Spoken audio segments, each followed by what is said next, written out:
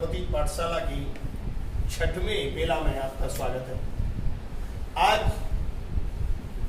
संस्कृत से संबंधित हिंदी व्याकरण को हम बता रहे हैं। उपविषय है हमारा संधि, संधि प्रकरण। सबसे पहली चीज है कि संधि है क्या।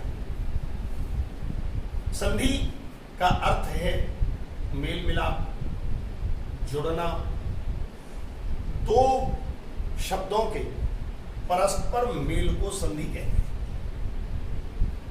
दो शब्दों के परस्पर मेल को संधि कहते हैं और दो शब्दों के अलग होने को विच्छेद कहते हैं। ये संधि और विच्छेद की परिभाषा। विच्छेद किसे कहते हैं?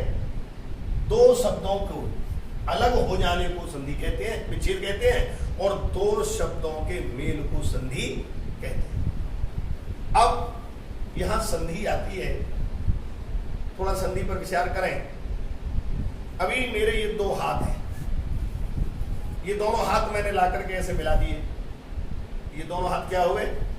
संधि। एक हाथ इधर हो गया, एक हाथ इधर हो गया, ये क्या हो गया? विच्छेद।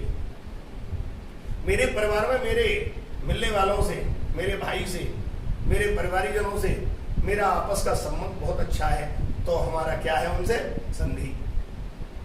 भाई भाई के पास नहीं बैठ रहा है, मैं उनके घर नहीं जाता, वो मेरे घर नहीं आते, हमारा उनका क्या है? विच्छेद। तो इसी तरह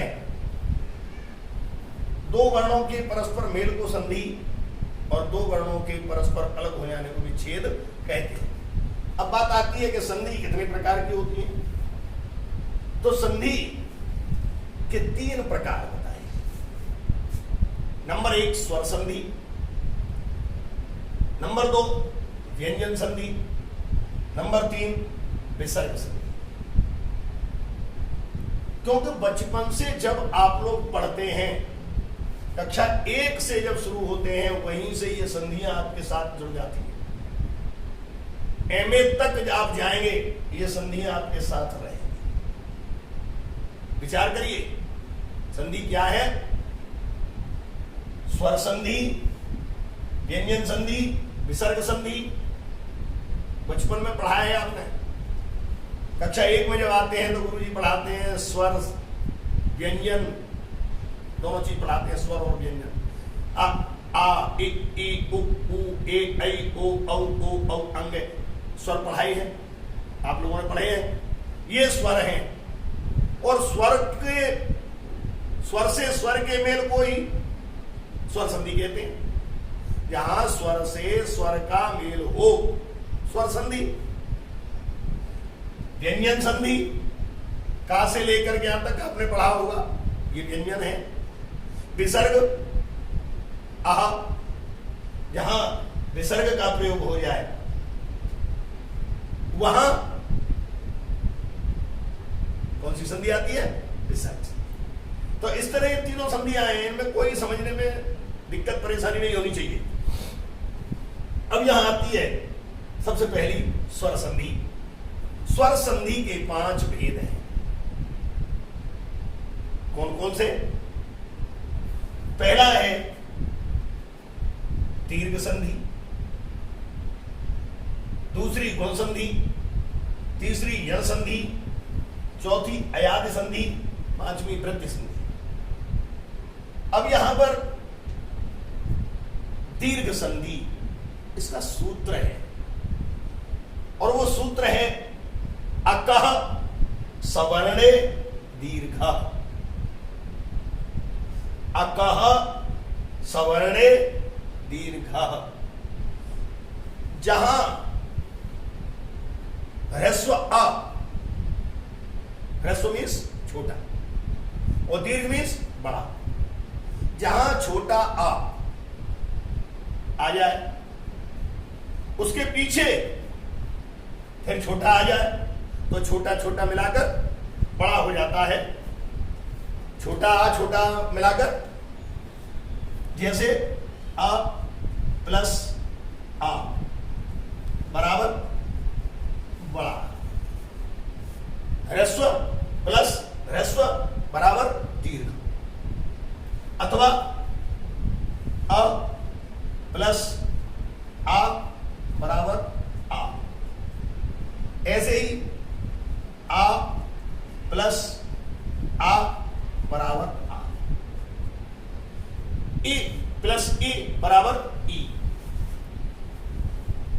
ई प्लस ई बराबर ई, अर्थात छोटा वर्ण ह्रस्व वर्ण आगे आ जाए या आगे दीर्घ वर्ण आ जाए और उसके पीछे कोई भी वर्ण आ जाए, कोई भी वर्ण का मतलब समान वर्ण आ जाए, तो वह दीर्घ हो जाता है, वह वर्ण दीर्घ वर्ण बन जाता है। जैसे अभी बताया है आ प्लस आ बराबर आ प्लस आ बराबर आ प्लस आ बराबर आ। फर्क क्या है कि हमारे बोलने में, हमारे उच्चारण में गलतियां हो जाती हैं। हम जो पढ़ते हैं बचपन से, हम कहते हैं छोटा आ बड़ा आ, दोनों के बोलने में कोई अंतर मालूम पड़ा? छोटा आ और बड़ा आ, लेकिन अंतर क्या होना चाहिए? ह्रस्व दीर्घ का अंतर कैसे समझे? और आ ह्रस्व को बोलने में जितना समय लगता है उससे 2 गुना समय दीर्घ को बोलने में लगता है।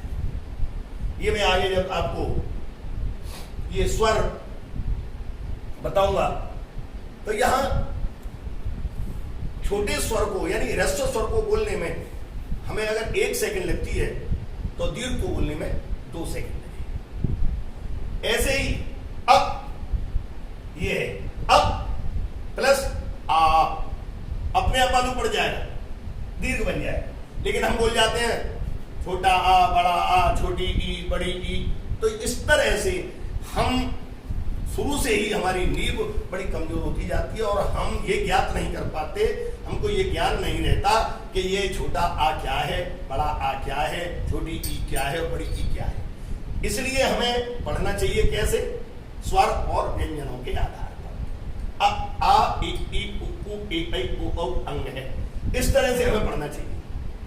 बारे खड़ी आती है कक्का किक्की, उनके हिसाब से हमें पढ़ना चाहिए। आज इसके साथ ही यहां पर आता है हिम धन आलय, दीर्घ संधि। हिम धन आलय, हिम अगर हम बोलेंगे तो उसमें क्या निकलेगा? हिम, म, मां के पीछे क्या शब्द साइलेंट है? आ, हिम आ, कौन सा आ? ह्रस्व, छोटा आ उसके अंदर है। जैसे हम अंग्रेजी में, अंग्रेजी बोलते हैं, तो अंग्रेजी में जब आप कोई भी वर्ण बोलेंगे, कोई भी अक्षर बोलेंगे, कोई वोवेल बोलेंगे, तो उसके पीछे ए साइलेंट रहता है हर समय। जैसे मेरा नाम गणेश, तो मेरा पहला अक्षर है ग, तो मैं बोलूं ग, तो गा बना जी से, तो जी के पीछे ए आ गया, जी ए ग। का बोले तो क के ए क, ख के एच ए ख। ऐसे ही ए जब साइलेंट रहता है, कारण क्या है कि स्वर अकेले चलते हैं, स्वच्छंद रहते हैं, इन्हें किसी के साथ और सहयोग की आवश्यकता नहीं होती, और व्यंजन बिना स्वर के सहयोग के नहीं चलते। व्यंजनों को वैसाखी की आवश्यकता होती है, किसी के सहयोग की आवश्यकता होती है, लेकिन स्वरों को किसी की भी आवश्यकता नहीं होती। इसलिए अब इसमें है हिम, हिम में अ प्लस आलय आ बराबर हिमालय, हिमधन आलय बराबर हिमालय। ये हमारे दीर्घ संधि अकः सवर्णे दीर्घ, ये अकः सवर्णे दीर्घ में। अब यहां पर आप लोग इसमें देखिए, क्योंकि इसमें एक चीज दिखाई गई, अ से आ का मेल। अब आप लोग थोड़ा रिवीजन करें, लिखें सत्य धन अर्थ। सत्य के पीछे अ और अर्थ में अ, ह्रस्व आ मिला के दीर्घ आ बन गया, हो गया सत्यार्थ। ऐसे ही स धन अक्षर, स के पीछे क्या निकल रहा है? अ प्लस अक्षर, अक्षरा में क्या निकल रहा है? अ बराबर आ हो गया साक्षर। विद्या धन अर्थी, ये आके चल रहे हैं अभी, ये अभी छोटे आ से बड़ा आ चला, अब आ गया है विद्या धन अर्थी। विद्या, विद्या में कौन सा आ रहा है? दीर्घ बड़ा आ प्लस अर्थी छोटा। विद्या धन अर्थी बराबर विद्यार्थी। चाहे आगे छोटा आ आए अथवा आगे बड़ा आ आए, कोई भी आ जाए, लेकिन स्थिति वही रहेगी कि वह दीर्घ हो जाएगा। इसीलिए इसका नाम है दीर्घ संधि, क्योंकि छोटा आगे आ जाए या बड़ा आगे आ जाए, बनना बड़ा ही है, तो इसलिए दीर्घ, दीर्घ माने बड़ा, लघु माने छोटा। अब इसके बाद में आती है ई छोटी, तो गिरिधन ईशा। गिरि रा पे कौन सी मात्रा आ रही है? ह्रस्व ई छोटी। गिरि धन ईशा कौन सी मात्रा ई पे? बड़ी। ईशा तो छोटी ई प्लस बड़ी मिलाकर बड़ी ई, गिरीशा। ऐसे ही आगे मही धन इंद्र। मही कौन सी ई है? दीर्घ बड़ी। इंद्र में छोटी, बड़ी ई प्लस छोटी ई मिलाकर के बड़ी ई बन जाएगी। साथ ही लघु धन उत्तरम, अब छोटे ऊ की मात्रा आती है। लघु धन उत्तरम, छोटा ऊ प्लस छोटा ऊ बराबर बड़ा ऊ। लघु धन उत्तरम, लघुत्तरम। अब आता है भानु धन उदय। भानु धन उदय, भानु में छोटा ऊ, उदय में छोटा ऊ मिलाकर बड़ा ऊ बन गया भानुदय। अब आता है वधू धन उत्सव। वधूत्सव में दीर्घ ऊ वधू प्लस उत्सव छोटा ऊ मिलाकर बड़ा ऊ। इसके बाद में ऋ का प्रयोग होता है ऋषि का। ऋषि का जो प्रयोग है ये ऋषि प्लस ऋषि बराबर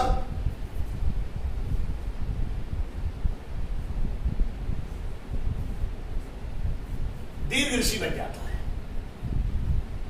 छोटा ऋषि प्लस छोटा ऋषि बराबर बड़ा ऋषि, अथवा छोटा ऋषि प्लस बड़ा ऋषि फिर भी यहां बड़ा ऋषि आएगा। इसलिए यहां पर है पितृधन ऋणम।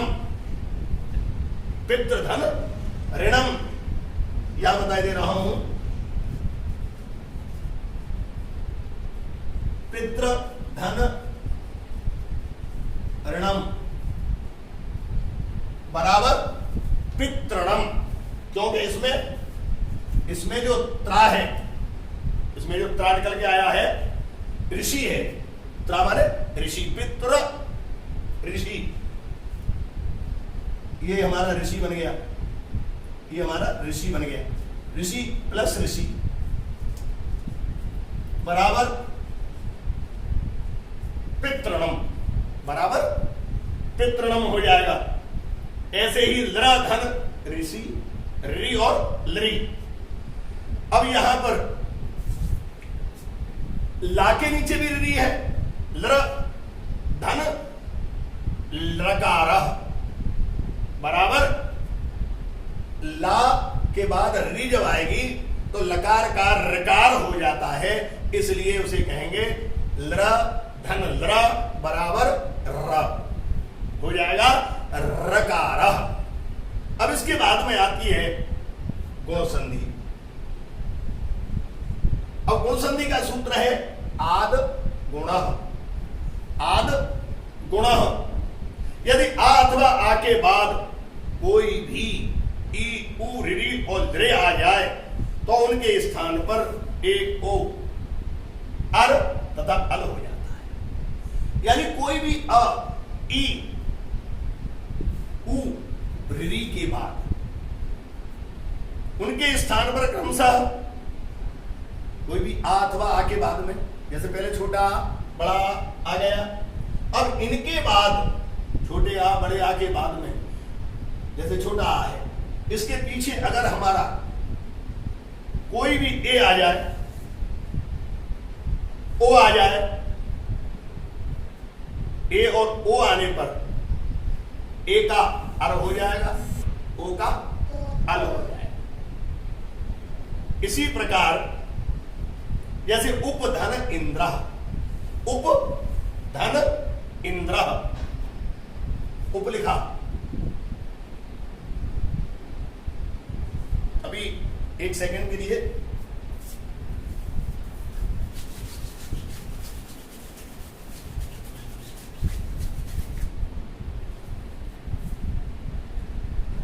उपधन इंद्र बराबर उपेंद्र, उपेंद्र यहां पर अ प्लस ई बराबर ए।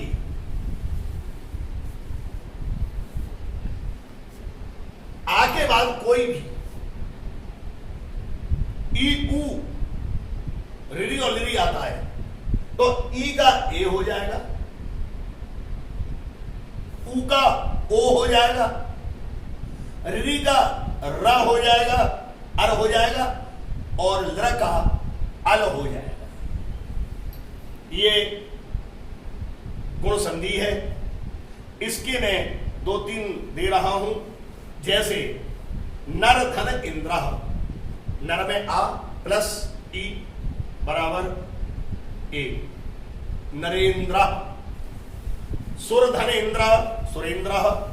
सूर्य धन उदय, सूर्योदय। रमा धन ईश, रमेश। बसंत ऋतु, बसंत धन ऋतु, बसंतर्तु। बसंत ऋतु नहीं, बसंतर्तु बन जाएगा। इसी प्रकार मम धन द्रकार, ममलकार। तव धन द्रकार, तवलकार। ये आपकी गुण संधि हो गई। और आज गुण संधि तक ही मैं पढ़ाऊंगा।